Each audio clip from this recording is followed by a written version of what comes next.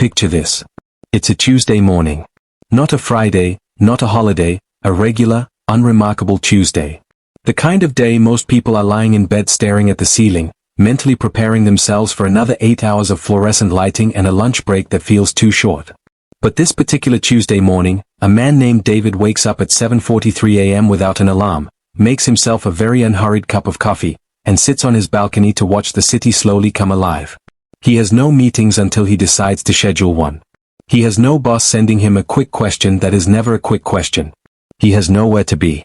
Not because he's unemployed. Not because he's sick. But because at 41 years old, David no longer needs to work to pay his bills. His money is doing that for him. This, my friend, is what financial freedom looks like from the outside. Today, we're going to take you inside. Let's start with the most important and most misunderstood part of this whole conversation. Financial freedom is not a feeling, it's a number. A very specific, mathematical, slightly boring number. But boring in the most beautiful way possible. The concept was popularized by something called the FIRE movement, that stands for financial independence, retire early, and at its core is a rule called the 4% rule. Here's how it works. If you have enough money invested such that you can withdraw 4% of it per year and still cover all your living expenses, you are, by definition, financially free. So if your annual expenses are, say, $40,000 a year, covering your rent, your food, your Netflix subscription, your occasional questionable online shopping at 11 p.m., then you need roughly $1 million invested to sustain that lifestyle indefinitely. If your expenses are $60,000 a year, the number becomes $1.5 million. The math is almost insultingly simple. Take your annual spending, multiply by 25, and that's your freedom number. That's it. That is the gate. And a well-diversified portfolio historically growing at around 7 to 10% per year, accounting for inflation, tends to hold up under this withdrawal rate over decades.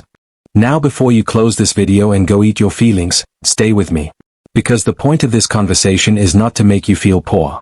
The point is to make the abstract concrete, so that you stop treating financial freedom like a fantasy and start treating it like a destination with actual coordinates. So what does it actually feel like, day to day, to live on the other side of that number? Because I think we have a very distorted picture in our heads. When most people imagine financial freedom, they picture a yacht, a white sandy beach, a cocktail held by someone who has never once experienced a delayed flight. And sure, for some people it looks like that. But for the overwhelming majority of people who reach financial independence, it looks shockingly normal. And that's the twist nobody tells you about. Think of it like this. Imagine you've been wearing a backpack every single day of your working life. Not a cute backpack. A heavy, bulging, overstuffed backpack filled with anxiety about next month's rent, fear of a medical emergency, dread of losing your job, and the constant low hum of "am I going to be okay?" that follows most people around from their 20s into their 50s. Financial freedom is the moment you get to take that backpack off. The beach isn't what changes. The yacht isn't what changes. What changes is the weight you're no longer carrying. People who have reached financial independence often describe the first few months as disorienting. Bizarre, even. One woman who retired at 44 after 18 years of aggressive saving described it as waiting for the other shoe to drop.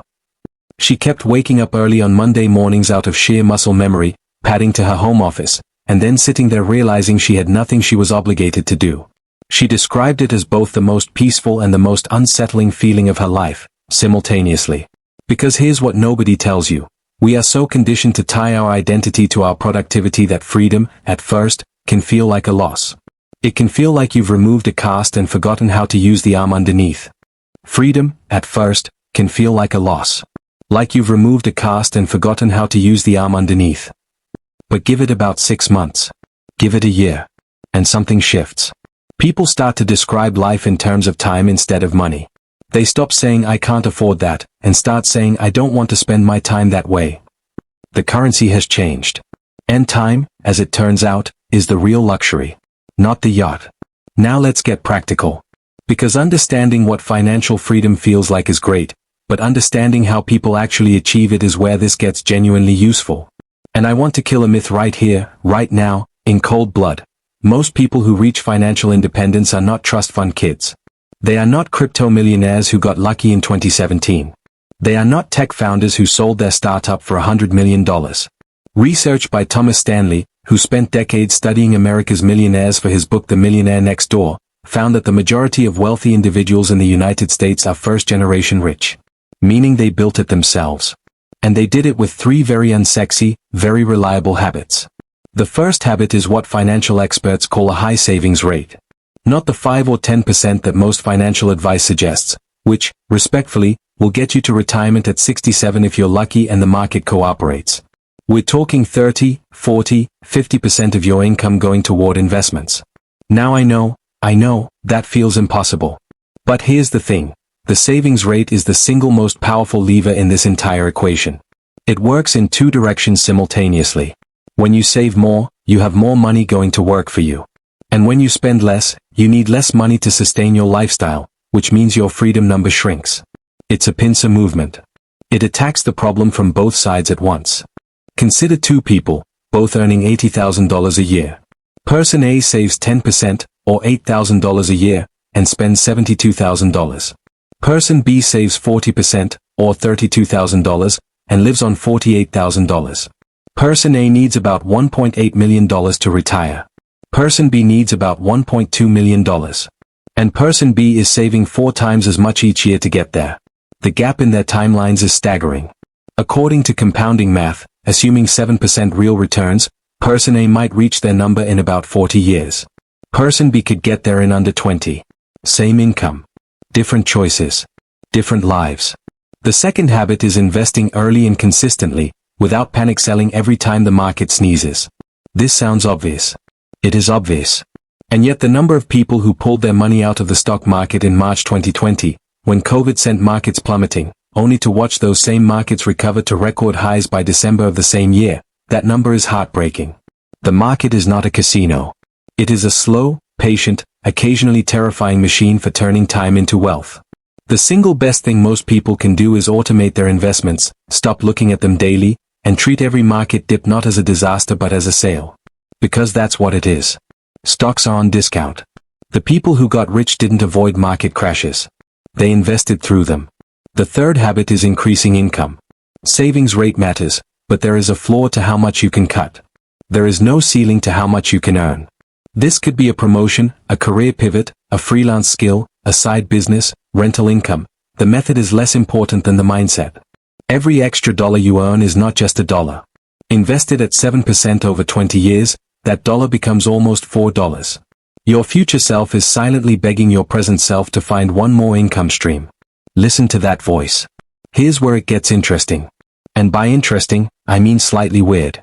Financial freedom does strange things to the human psyche, and most people don't talk about this part.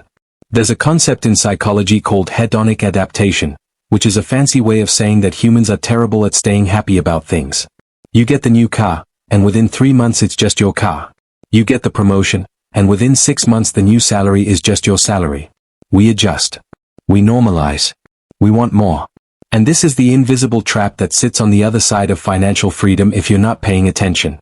There are people who reach their freedom number, taste the life they dreamed of, and then quietly, without noticing, start expanding their lifestyle. Better apartment. More expensive holidays. A subtle but relentless upward creep in spending. And suddenly their $1.5 million isn't enough because they now need $2 million. And the goalposts have moved so quietly they didn't even hear the wheels on the grass. The financial term for this is lifestyle inflation, and it is the silent killer of financial plans everywhere. The hack here, if you want to call it that, is to define what enough looks like before you get there, and hold that line with the same energy a bouncer holds the velvet rope. But there's a flip side to the psychology that's actually beautiful. Something researchers have called time affluence, the feeling of having enough time. Studies have consistently shown that time affluence correlates more strongly with life satisfaction than material wealth does. In other words, people who feel they have time feel happier than people who feel they have money but no time. Financial freedom, at its core, is the purchase of time affluence.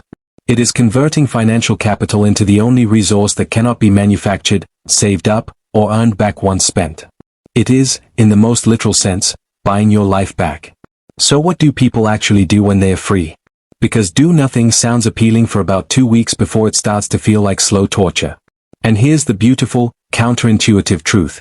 Most people who reach financial independence keep working. Just not for money. And not for someone else's timeline. Some start businesses they actually care about, Passion projects they would have been too scared to try when they needed the salary. Some consult part-time in their old industry, but now entirely on their own terms. I'll take this project, not that one. I'll work these months, not those months.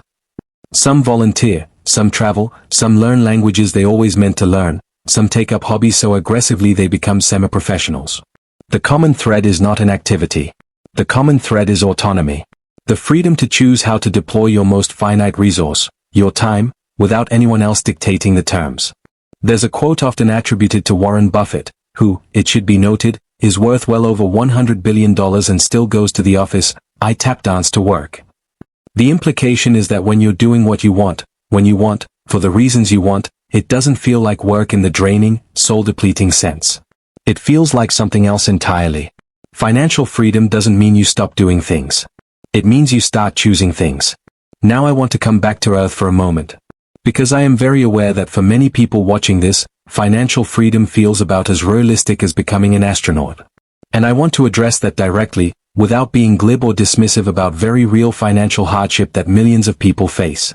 If you are in debt, if you are living paycheck to paycheck, if you're in a country without reliable investing infrastructure, these are real obstacles, and pretending they don't exist would be dishonest. But here's what I want you to hold on to. Financial freedom is not binary. It is not a light switch where you're either fully free or fully trapped. It exists on a spectrum. And progress along that spectrum has real, tangible effects on your life even before you hit the final number. Having a 3-month emergency fund is a form of freedom, the freedom to quit a toxic job without panic. Having no consumer debt is a form of freedom, the freedom from the psychological tax of owing people money. Having 1 year of expenses invested is a form of freedom, the freedom to take a calculated risk, try something new, negotiate harder at work because you could survive a gap in income. Every step along this spectrum is worth taking. Every step changes something about how you move through the world. You don't have to see the whole staircase to take the first step, and I know that's a cliché, but clichés become clichés because they're true and people keep needing to hear them. The practical starting point, regardless of income, is this: know your number. Calculate your current annual expenses. Multiply by 25. That is your target. Now calculate your current savings rate. Now look at the gap between where you are and where you need to be, and ask yourself one question: what is one thing I can change this month? Not 10 things. 1. Maybe it's setting up automatic transfers to an index fund. Maybe it's canceling 2 subscriptions. Maybe it's picking up 1 freelance client. One thing. Because the person who consistently does one thing is going to beat the person who makes a grand plan and burns out in 3 weeks every single time. Let's come back to David on his balcony on that Tuesday morning. Here's what I didn't tell you earlier: David didn't grow up wealthy. He grew up in a house where money was a source of tension, where the word budget was said in the same hushed, stressed tone as the word diagnosis. He started working at 22 with $30,000 in student debt and a salary that felt like a bad joke. He didn't do anything magical. He didn't win anything. He spent 15 years making deliberate, boring, consistent choices. He saved aggressively. He invested automatically. He resisted the urge to upgrade his life every time his income went up. And somewhere around his late 30s, he crossed a threshold so quietly that he almost missed it. His money started making more money than his job did. The compounding had caught up. The snowball, having been rolled uphill for 15 years, crested the hill and started rolling on its own. And when that happened, everything changed. Not in a dramatic, movie-montage way. In a quiet, Tuesday morning, cup of coffee on the balcony kind of way. The version of him that had spent 15 years carrying that overstuffed backpack finally got to put it down. That's what financial freedom is. It is not the yacht. It is not the private jet or the luxury watch or any of the things the internet tries to sell you as symbols of success. It is the Tuesday morning. It is the absence of dread. It is the ability to look at your calendar and see a day that belongs entirely to you, and feel not guilt, not anxiety, not the suspicion that you're forgetting something, but just the simple, profound, slightly overwhelming feeling of being exactly where you chose to be. That is what this is all about. And it is, I promise you, completely worth building toward. So if you take one thing from this video, let it be this: financial freedom is not a dream for other people with different incomes and luckier circumstances. It is a number. It is a math problem. And math problems, given enough time and attention, have solutions. Your job is to start solving yours, one boring, brilliant, backpack lightning step at a time.